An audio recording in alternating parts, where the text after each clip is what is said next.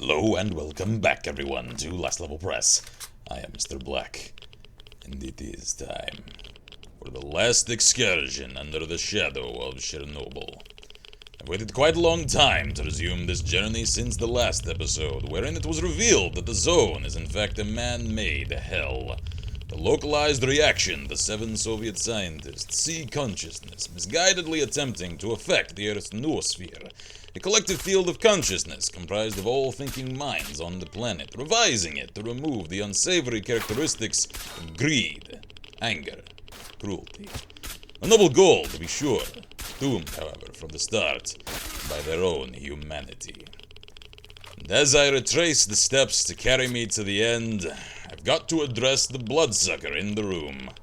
Confession time it is, and I confess to you now that I'm nervous. The first time in a long time, I'm really nervous to record an episode. And the killer is, I didn't consciously realize how nervous I was, and continue to be, until recently, very recently, when it dawned on me just how long it's been since I released the last episode in this series. Over a month now.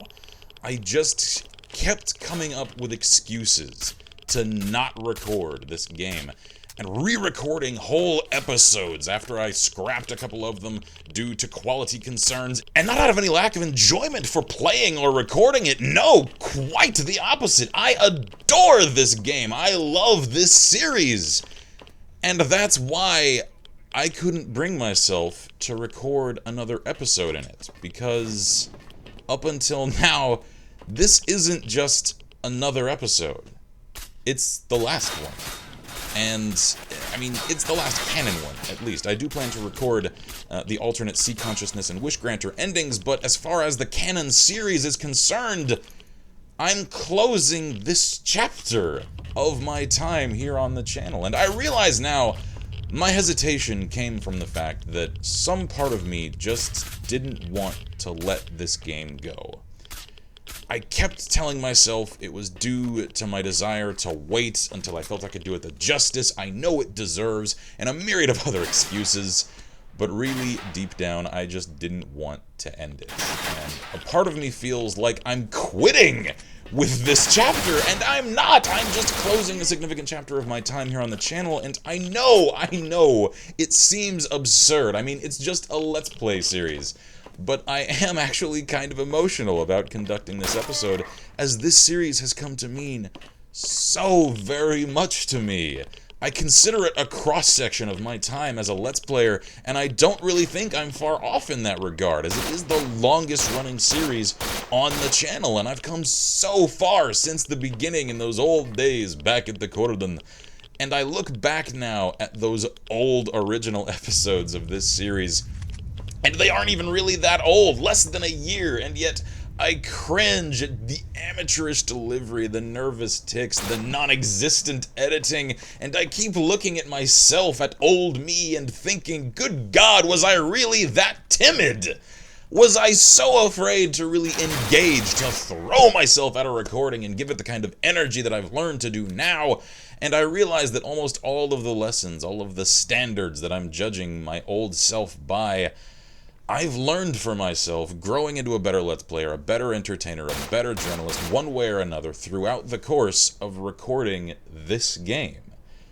I look back now, and I can pinpoint, down to the second, I remember that moment vividly in my mind, when something just clicked in my mind, when I shook the kid gloves off and I decided, the hell with it, I'm having fun with this, and damn it, so is everyone else along for the ride. And it's during Chapter 6 of this series, The Birth of Stalker Mode.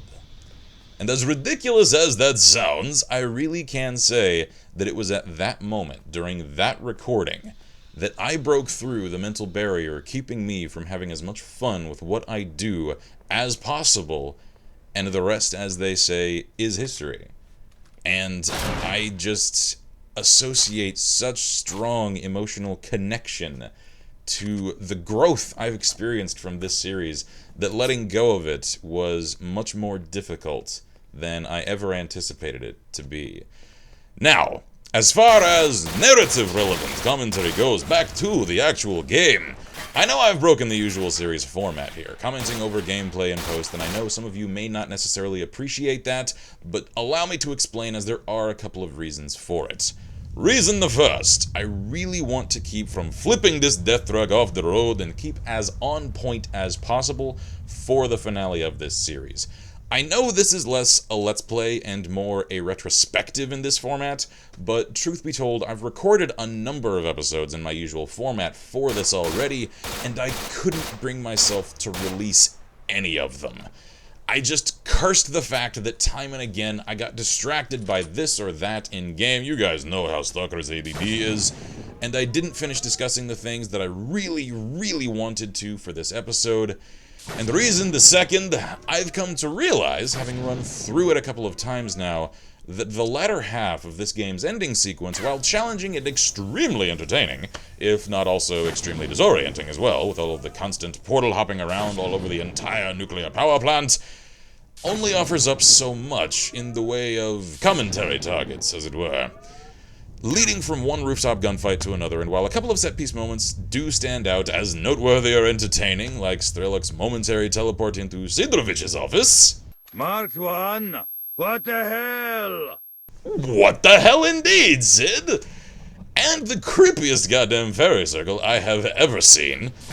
I can only react to getting shot at, even with RPG-7s and Gauss rifles and surprise snork attacks in so many new and interesting ways, before even I need a vodka break. And so I decided instead, rather than recycling reactions that were no longer new, that I wanted to conclude a bit more concisely and focus more upon esoteric matters, namely the deeper, more intellectual aspects of Shadow of Chernobyl's ending sequence, which are rarely discussed even amongst the game's dedicated fan community.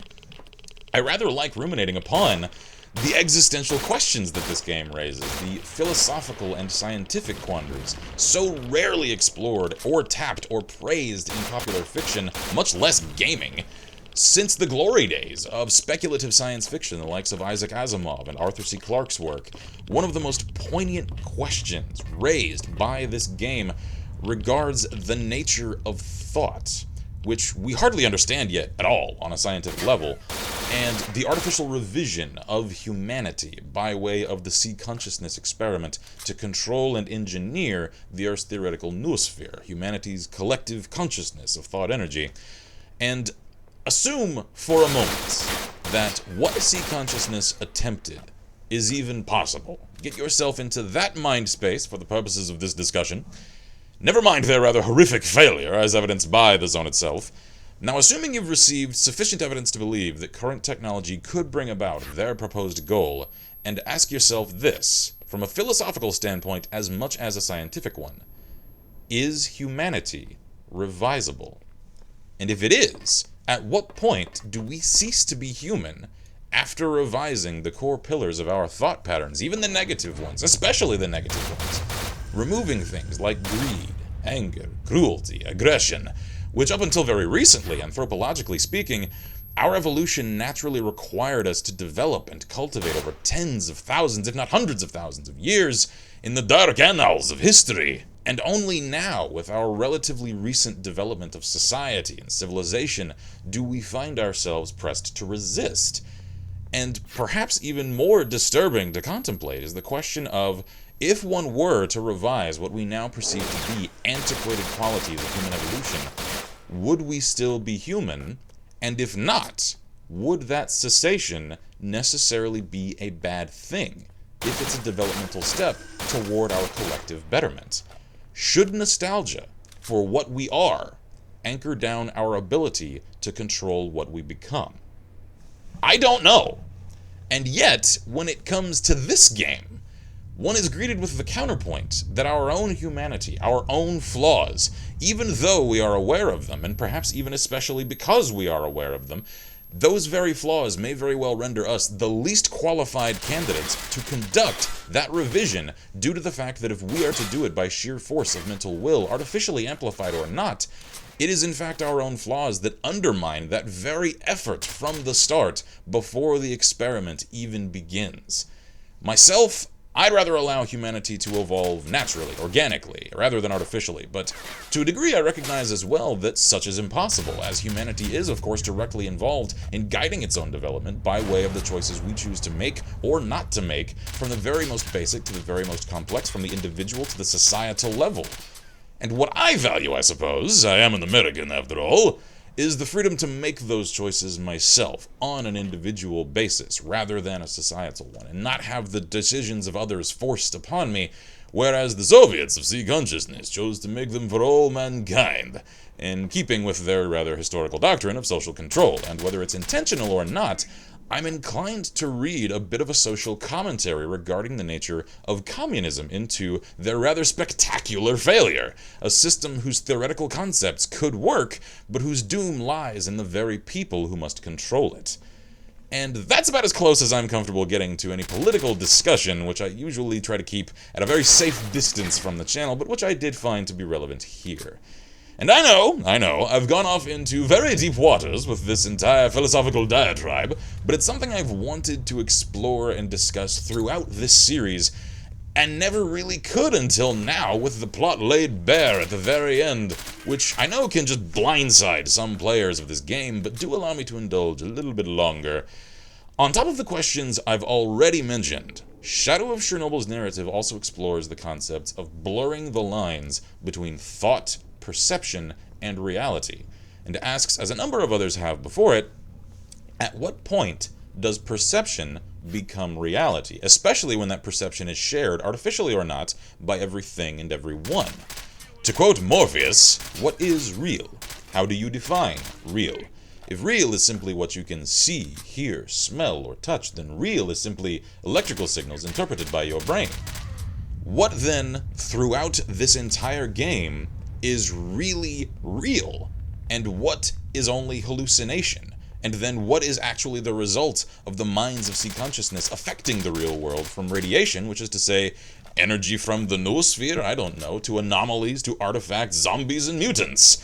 Like I said, I don't hardly understand it, clearly, but science hardly understands the empirical nature of thought. And while we do know that brainwaves exist, and we know to a limited degree how to monitor and empirically measure them, we hardly understand them, how to interpret them, or as this game rather grimly illustrates, how to interact with, manipulate, or engineer them, or how they might very well actually affect the material world far more than our current understanding of psychology or physiology lead us to believe.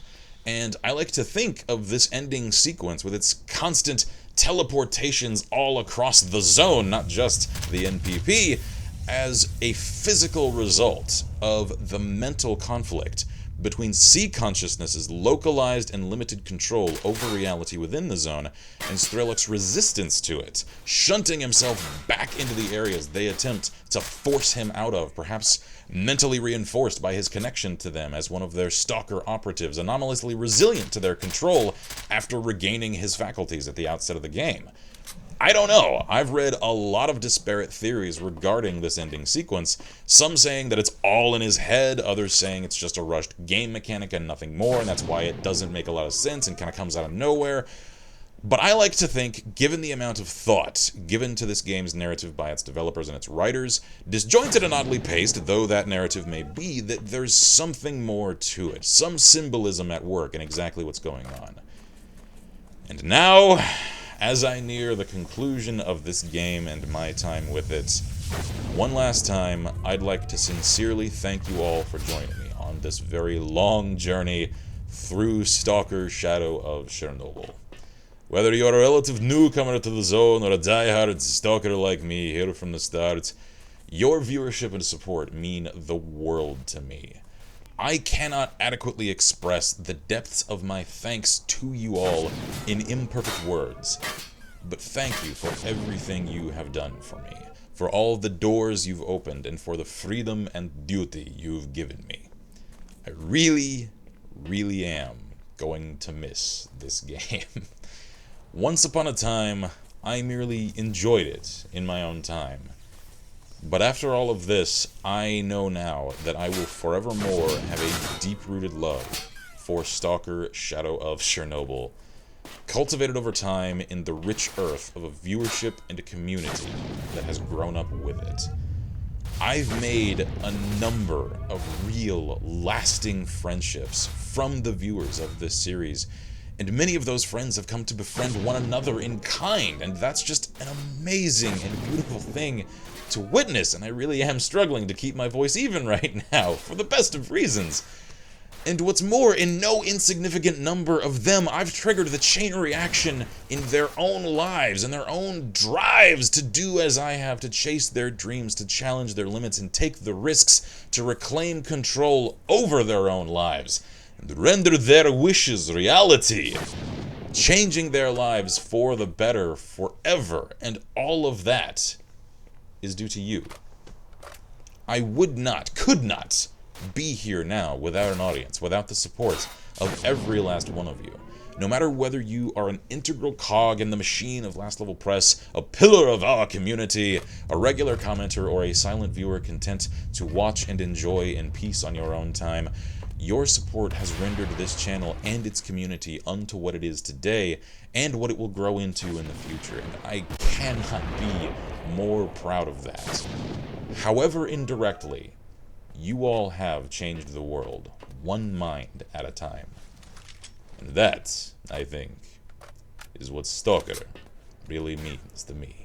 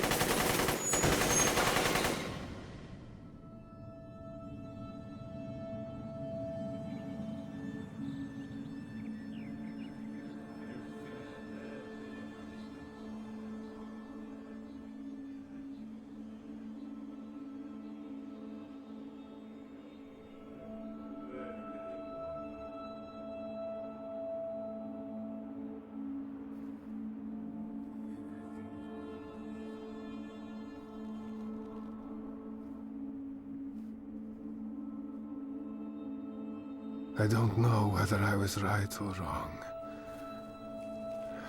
I guess I'll never know. But I made it.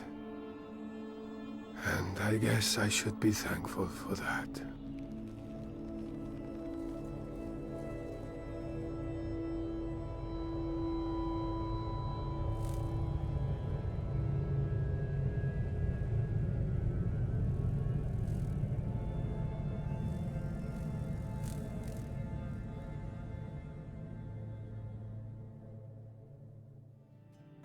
And with that, the shadow of Chernobyl is lifted.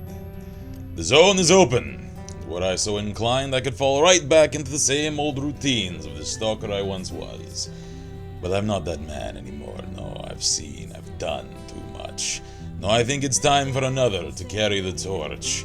Who knows? Maybe you'll see old S.T.A.L.K.E.R again someday. For now, I'm on to bask under the clear sky.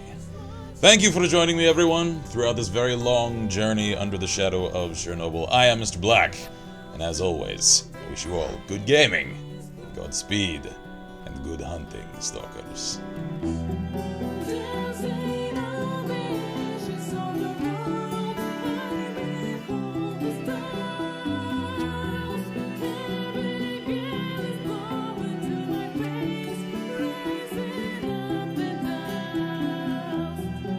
See, Yuri, when you hold rifle like this, you will not be shooting of the fingers. Maybe, possibly. Alright, hide behind the tank. I trust the tank to block bullets a great deal more than I trust my sweater.